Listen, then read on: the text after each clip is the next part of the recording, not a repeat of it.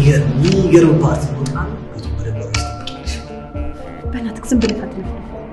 ብርቃ መወሰን የሚባለውን ቃል እስኪ አጥኒ።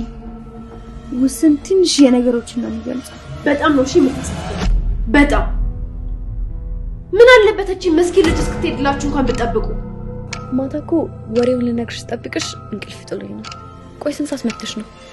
በጊዜ ነው የመጣሁት። ከሌለነት ምንም የሚደበቅ ነገር የለም።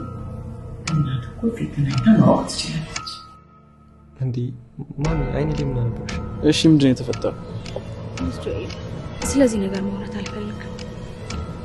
እናወራለን ብለሽ ከሆነ ተፈጠረሽ ቢሆንም ሳይክ ስለምረጋጋ ነው እንጂ ጉዳይ እንኳን የሚነገር አንድ ቁራጭ ኬክ ለመብላት ወገብ የሚቆም ይመስልሻል?